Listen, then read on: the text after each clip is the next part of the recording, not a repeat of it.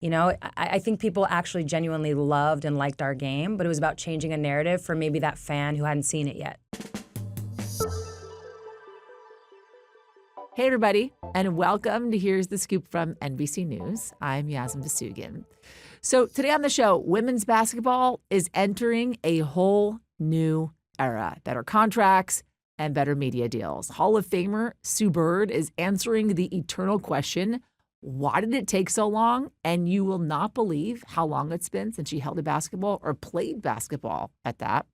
Plus, why the big, beautiful bill cut millions of Americans off of food assistance programs and where they're turning to now. But first, the WNBA's 30th season kicked off this weekend with more superstars and more money than ever before. The league added 2 new teams, the Portland Fire and the Toronto Tempo. They negotiated this collective bargaining agreement, upping salary caps for teams by the millions.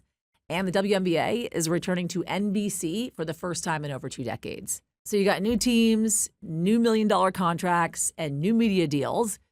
Is the league also then upping its game this season? For more on this, I'm bringing in Hall of Famer and Olympian Sue Bird, our new leading voice for NBC Sports WNBA coverage. She's joining us today in studio. Hey, Sue. Hi. It's great to have you. Yeah, it's great to be here. Congrats on the job as well. Thank you. And also, what a huge moment to be taken on a gig like this with the WNBA also kind of taking a new step, especially when it comes to salary, compensation, recognizing the worth of all the players. I want to take a step back and talk about where you started, right? Okay. Seattle Storm, 2002. The WNBA had only been around for 5 years at that point, right? Yeah. You were basically just told to play basketball. Yeah. Right? Yep. What is it like to watch the WNBA now kind of like get their stride, right? See their value, be recognized? Yeah. Honestly, there's parts of it that's surreal because we did all fight for so long to get people to see our value, to get people to appreciate us.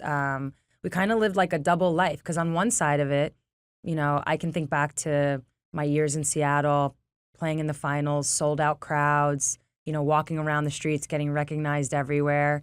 I lived that life, but then I would turn on the TV and people would be like, oh, the WNBA, who cares? Wow. And so it was about changing a narrative. I think people actually genuinely loved and liked our game, but it was about changing a narrative for maybe that fan who hadn't seen it yet. And now we've gotten to that point where that narrative has changed. So it's really exciting to be on the other side of all of that.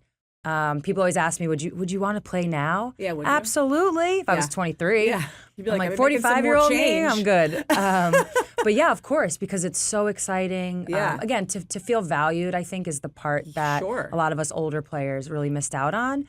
But I get to participate in other ways. You already mentioned, this new role with NBC. So I get to, maybe to the fans that are new to it, I get to have conversations with them on TV every day. Can you tell me how much you were getting paid in those early days? Yeah. So I actually came in at a unique time. Okay. When I got drafted, the league, like the WNBA, the league was still owned by the NBA league. It wasn't individually owned. Mm-hmm. And then I think in my second year, it like switched very fast. So I was only on a 2-year rookie deal, and that was probably in the 50s. So very $50,000. $50,000 a year. Yeah. And very quickly, though, because I got off my rookie deal after 2 years, I bumped up to the max right away. So I was making the maximum salary, which was at that time probably in the 90s. $90,000. Max salary, $90,000 a year. And by the time I finished my career, the max salary was $250,000, give or take, maybe $225,000 actually. WNBA just kind of wrapped up this collective bargaining negotiation. It took 17 months to negotiate, but now the deal includes supermax contracts that pay out $1.4 million annually. It's a heck of a lot different than $90,000 a year. They're all taking me out to dinner now. Yeah, exactly. I'm not buying them dinner anymore. When Breanna Stewart was a rookie, I was buying her dinner. Now that table has turned. Yeah, you're like, I know what you were just signed for. Thank you very much. And you got a $7 million salary cap for every team. Yes. That's a huge increase. Huge. I don't even know percentages. It's like, why do you think it took so long from 2002 when you were playing 24 years later? Now they're finally being recognized, kind of, but also like, let's compare that to Steph Curry. And he's also saying that NBA players are underpaid. I mean, I hear his point. He was talking about equity. Yeah. Right. Whereas I think we're still building. So for us, it was about for the players getting into a rev share.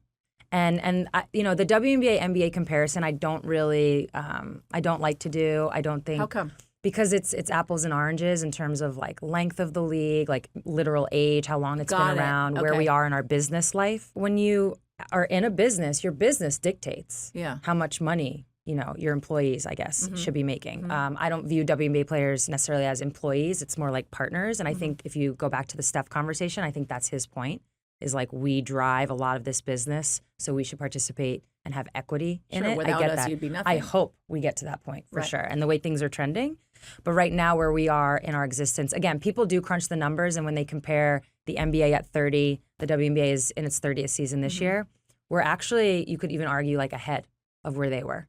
Really? At least on par, but you could even argue that we're ahead in a lot of ways. But it took a while for a lot of the same reasons in society where women, Black women, gay women are held back. Same things were happening in our league. And I think what you've seen, probably starting in 2020, you saw a big shift in how people were talking about our game. And then, of course, Caitlin Clark comes along, Angel Reese comes along, that class. Like, that made it kaboom. I can understand why it is that once you retired from the WNBA, you started to step a little bit more into journalism and sports journalism, and hence the role that you have here at NBC now, which is super exciting because you have a really good way of kind of analyzing not just the game, but understanding kind of the story behind the game, which is also super important. And you're talking about superstars, obviously Caitlin Clark, who's now coming back from an injury. Can we do a little bit of a lightning round real quick? Some predictors here. Predictors. Let's go. Okay. So what's going to be the offseason move with the biggest impact on the court? I think it's going to be Satu Sabally. She was on the Phoenix Mercury last year, a team that went to the finals, a big piece, and she left in free agency and joined the New York Liberty. This is a team that's led by Brianna Stewart, Sabrina Ionescu. They won a couple years ago. It's a franchise that is always at the tippy tops. So Satu joins, and the whole, obviously, idea and premise there is like, oh, she's going to keep them at the top. But she came back and isn't ready to play yet. And so that's kind of why I think it's going to be the biggest storyline. If she gets healthy, what does it do? If she's not healthy, how does it impact their team? Outside of that, I would say Dallas.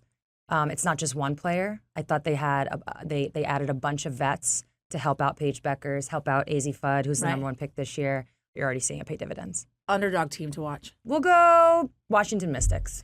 Okay. It's a super young team. They're kind of, sort of rebuilding-ish in that they're just young. But man, young teams, you don't want to see young teams. Rookie who's going to become a household name. Olivia Miles. Favorite dynasty team? Oh man, does Seattle Storm count? I would say I'm generationally biased, so I'm going to say Minnesota Lynx. It's the team I had to play against. Okay. But the Las Vegas Aces are arguably, I would say those teams are arguably even better. The MVP of the season? Oof, tough. It's hard not to say Asia Wilson. Asia Wilson. And the team that's going to take the WNBA title. Put your money Again, on. I'm gonna say the Vegas Aces because it's theirs to win, it's theirs to lose. But there's so much that has to unfold, and sadly, in a league of 15 teams, one injury can change a team's whole trajectory, and so there's just so many unknowns. But if the finals were played right now, I'd probably pick the Aces. So you actually mentioned League of 15 teams, and the league's expanding. Yeah. Right? Adding a bunch of teams. Portland Fire, Toronto Tempo were added this year. 3 more teams are slated to join: Cleveland in 2028, Detroit in 29, Philly in 2030. How is kind of a bigger league going to impact competition in the sport overall? It's definitely going to impact it. I think it's probably going to be like a 5 to 10 year period where, I don't like using the word diluted because it has a negative connotation. I don't really mean that, but where it's gonna, like anything, when you change a rule, it's like everybody needs time to calibrate. For a period of time, it could be some teams are top heavy, meaning they have a lot of top players. You might have a team that gets none of them, gets no top players, So you have to, I think it's gonna take some time as those teams get added. But the best part is it's more roster spots. It's just like a proven, I don't have like actual data other than my experience. When players are in the WNBA, they tend to improve as opposed to being out of it.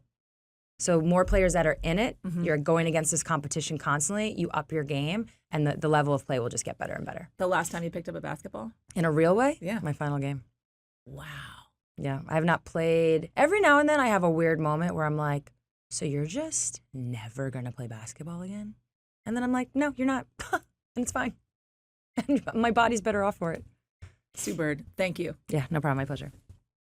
So NBC Sports' 2026 WNBA coverage is going to begin this Sunday, May 17th, as four-time league MVP Asia Wilson and the defending champion Las Vegas Aces visit the Atlanta Dream and Angel Reese at 1 p.m. Eastern on NBC and on Peacock. And we are back with Here's the Scoop from NBC News. So it's been less than a year since President Donald Trump signed the big, beautiful bill into law. And for a lot of Americans who rely on government support, the fallout has been big, but not necessarily beautiful. Included in that bill was a $187 billion cut to the Supplemental Nutrition Assistance Program, or SNAP. In order to make that cut possible, the legislation implemented stricter federal work requirements to qualify for SNAP. A White House spokesperson told NBC that changes to food benefits were intended to, quote, crack down on waste, on fraud, and abuse. But a lot of the people who've been forced off SNAP in the past year say they should be exempt from the new rule changes. And as they attempt to get their benefits back, they're just struggling to make ends meet. So who do these work requirements really benefit? And what happens to Americans who no longer qualify for these benefits, for SNAP? For this, I want to bring in NBC senior policy reporter Shannon Pettypiece. You recently traveled to Arizona to report on the changes to SNAP. Hey, Shannon. For this, I want to bring in NBC senior policy reporter Shannon Pettypiece. You recently traveled to Arizona to report on the changes to SNAP. Hey, Shannon. Hi, Yasmin. So there's this federal data that shows that since this big, beautiful bill was passed, marquee legislation for the president in his second term in the White House, around 3.5 million people are no longer on the SNAP rolls. And that's because of a few reasons, one of which is new work requirements. Explain what they are and how they have actually impacted people. So there were previously work requirements for people who received SNAP. If you were between the ages of 18 and 55, you had to work at least 80 hours a month to qualify for SNAP benefits. There were exceptions to that, though, and this law got rid of a lot of those exceptions, and they increased the age to 65. So now anyone between the ages of 18 and 65 has to meet this 80-hour-a-month work requirement unless you have a physical disability or you're caring for a child under the age of 14. Before, veterans used to be exempt. The homeless were exempt. People with any child of any age was exempt. And so it's narrowed theirs, and it has pushed some people off of the benefits because they are not meeting those requirements. And so my reporting found that among those 3 million who are not only losing their benefits because they can't meet those 80-hour-a-week work requirements, there are also people losing their benefits who should still qualify because they have a disability, because they have a young child, and they are losing them anyway. You actually went to Arizona, where the number of people receiving SNAP benefits has fallen by 50% in the last year. Is there any evidence to suggest that the people who are no longer receiving some of these benefits are now working more, are now gainfully employed, are making more money, are able to make ends meet, that it's a motivator, shall we say, and or a, it's working, I guess, what the Trump administration is trying to implement? So there's certainly nothing showing up in the labor force data, labor force participation rate that would indicate that is happening. For example, I talked to one woman, self-employed. She has a transportation company. I talked to her in line outside of a food stamp office one morning. She had lost her benefits because they did not accept the documentation she submitted to prove her hours and her expenses that she should still qualify. I talked to another woman whose schedule varies week by week and month by month, and she had also struggled to show that she was meeting those 80-hour work requirements when her employer couldn't give her a letter that said, this is her schedule, this is how many hours a week she works. And then, of course, I also talked to people, a fair number of seniors who were under that age of 65, still had to meet those work requirements, but were not able to work because of physical health. And so I think, to your point, the idea of getting people into the labor force and requiring people to work, obviously in theory that sounds great, but the evidence we're seeing on the ground does not indicate That certainly in Arizona. And I will say I did also talk to some food banks in other states, especially in rural areas, North Carolina, West Virginia, who said, another obstacle they're facing is there's just not a lot of jobs in rural areas right now. So, Shannon, I know you spent a lot of time in Arizona talking to folks there that have been affected by this. And you spoke to one woman, Jenna Hannon, on the food bank line. I have heart issues and I have seizures and everything, and I've been in and out of the hospital, so I have a hard time getting to the food stamp office. Yeah. But us as disabled people, we supposed to be getting our food stamps before everybody else, and I'm not getting anything.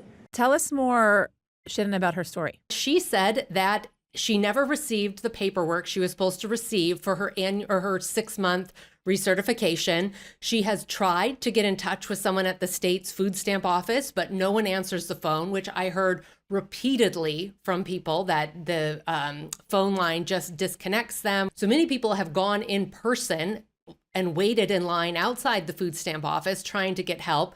She said that's been difficult for her because of all of her health issues. So she has gone since December without the benefits for her and her husband, who is her full-time caretaker. They got around $500 a month in benefits previously, and now they're not getting anything. You mentioned how seniors are also affected by this. I know you spoke with Dawn Savinsky.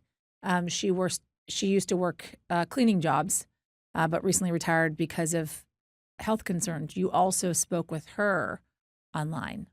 They told me that I was an able-bodied adult, which I'm 62 and newly retired, and I can't work, and my income is set and it's low, and so I'm forced to come out here. So how is Dawn getting by? How are these folks getting by, and how are they holding up psychologically too amidst all of this? She's 62. If she was physically able to still be working, she would be working. She wouldn't have retired early. So she was sort of pushed into that because of her health. She had been getting about $200 a month in benefits. So she's lost that income now. And her, like other people, were waiting in line for food on a Tuesday morning. She got there around 10 a.m. The food she got was, a bag of avocados, a carton of strawberries, a few loaves of bread. Didn't look like there was any protein in there. And she said, yeah, it was having an impact on her health. Other conditions were being exacerbated by this. She was eating more frozen foods. A lot of people talked about eating more packaged foods, more processed foods, because those tend to be cheaper. And a lot of food that you get from a food bank is often processed or packaged or frozen because it's difficult for them to keep fresh food. So we know that people are being affected by this, but also state funding as well. In the big, beautiful bill, there's something called the payment error rate, which penalizes states for paying people too little or too much when it comes to SNAP benefits that they were supposed to be eligible for. Is that playing a role in cases like the ones we just talked about? Yeah, absolutely. And to use Arizona as an example again, which we are focusing on because Arizona has really been at the forefront of implementing these changes. They have moved particularly fast and aggressive at putting in place these new federal requirements. The state there, if they don't get their payment error rate down, could face as much as $200 million in state expenses they would have to pick up. The state has been trying to put systems in place to manage that. They have required more documentation from people who are applying. And in some instances, that can include very detailed documentation. So that's not only putting a burden on people who are sometimes unable to meet those requirements, but also state workers who are now inundated with forms and documents they need to process and are really overwhelmed. So even if folks are eligible, it's slowing the process because of how much more paperwork and documentation is actually required. And the states just don't have the resources in place to get through it all, hence why so many people are having to show up on these food bank lines. So now that we're seeing this increase in demand at food banks across the country, really, can they keep up? Can food banks keep up? Food banks were supposed to be a little supplement to help people get by on SNAP benefits, or for people who maybe they earn too much to qualify for SNAP, but not enough to really comfortably feed their family. So the food banks were supposed to fill a gap here. They weren't supposed to fill the entire hunger gap in America. And in places like Arizona, that's what they're worried is happening. They feel like they are just on the very tip of what is to come, but they, in some counties, told me they're seeing about a 25% increase in demand, which is on top of an already record demand that they have been seeing year after year after year since the pandemic. Shannon Pettypiece, thank you. Thank you. All right, that is going to do it for us at Here's the Scoop from NBC News. I'm Yasmin Vasugian. We'll be back tomorrow with whatever the day may bring. And if you like what you heard and you saw, press the subscribe button. We'll see you tomorrow. We thank you for watching, and remember, stay updated on breaking news and top stories on the NBC News app or watch live on our YouTube channel.